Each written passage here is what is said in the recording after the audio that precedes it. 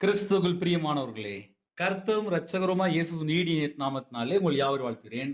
தேவனருளிய அப்பம் ministry channel மூலியமாக உங்களோடு சந்திப்பதில் மிகுந்த மகிழ்ச்சிகிறேன். தினம்தோறும் இரவு நேரத்திலே பரிசுத்த வேதாந்தத்தின் ஒரு பகுதியை நாம் தியானித்து நம்முடைய குடும்ப பாதுகாப்புக்காக நாம் ஜெபித்து வருகிறோம். மத்தேயு சுவிசேஷம் 24ஆம் அதிகாரம் 12ஆம் வசனத்திலே அக்கிரமம் மிகுதியாவதினால் அநேகருடைய அன்பு தணிந்து போகும் என்று எழுதப்பட்டிருக்கு. ஹல்லேலூயா. ஒரு வீட்டுல 4 பேர் இருக்கிறாங்க. அந்த 4 பேருக்குள்ள பாவம், இல்ல அக்கிரமம், இல்ல துணிகரமான ஒரு பாவம் ஏதாவது இருந்துச்சு அப்படின்னா, அந்த வீட்டுக்குள்ள அன்பு எதிர்பார்க்க முடியாது. சில வீட்ல தண்ணி அடிப்பாங்க, சில வீட்ல கஞ்சா பழக்கத்துல இருப்பாங்க, சில வீட்ல போதை பழக்கத்துல இருப்பாங்க, சில வீட்ல விபச்சார பழக்கத்துல இருப்பாங்க, சில வீட்ல அடுத்தவன் சொத்தை கொள்ளையடிச்சு வீட்ல கொண்டு வந்து வச்சிருப்பாங்க. அந்த வீட்டு வாசப்படியில பாவம் படுத்து கிடக்கும். அக்கிரமம் மிகுதியாவதினால் ஒரு வீட்டுக்குள்ள அக்கிரமம் இருக்கும்போது, அந்த வீட்டுக்குள்ள இயேசு எப்படி வர முடியும்?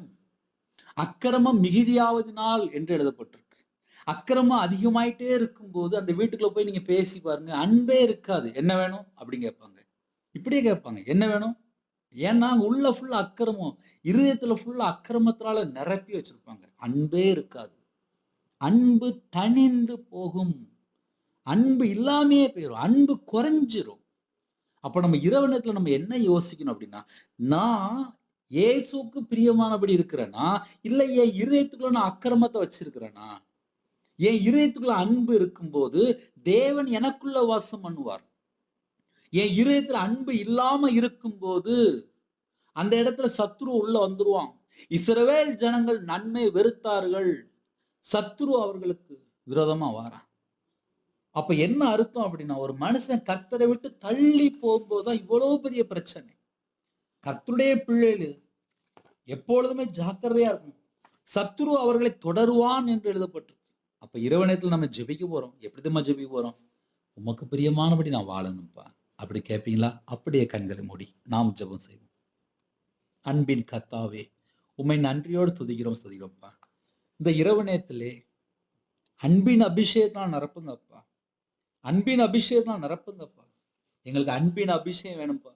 உமக்கு பிரியமானபடி நாங்க வாழணும்ப்பா. ரோமர் 5:5 எழுதப்பட்ட பிரகாரமா தேவன் நமக்கு அருளப்பட்ட பரிசுத்த ஆவியினால தேவ அன்பு நம்முடைய இருதயங்களில் ஊற்றப்பட்டு இருக்கிறபடியால் அந்த நம்பிக்கை நம்மை வெட்கப்படுத்தாது என்று எழுதப்பட்டிருக்குப்பா. எங்களுக்குள்ளே தேவ அன்பு எங்களுக்கு வேணும்ப்பா. தேவ அன்பினால நிரப்புங்கப்பா. நிரப்பப்பட்ட பாத்திரமா மாறணும்ப்பா. நைட்டு படுத்து தூங்க போறாங்கப்பா. உங்க பிள்ளைகளுக்கு இன்பமான நித்திரை தாங்கப்பா. கர்த்தர் கூட இருங்க. அதிகாலையில் எழுப்பிடுங்க. தேவையில்லா சொப்பனங்கள், தேவையில்லா எந்த ஒரு காரியமும் வரக்கூடாது.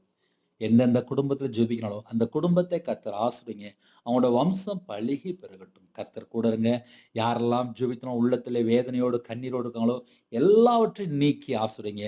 ஒவ்வொரு குடும்பத்தையும் கர்த்தரே கரம் தொட்டு ஆசீர்வதிக்கட்டும். கர்த்தர் பொறுப்படுத்தும். உங்க நாம மட்டும் மேம்படுத்தும். உம்முடைய ஜீவன்களை தாழ்த்தி விடும். துதி கன மகிமை எல்லாம் ஒருவருக்கு செலுத்துகிறோம். இயேசு கிறிஸ்துவின் பிதாவே, ஆமென். God bless you. Thanks for watching.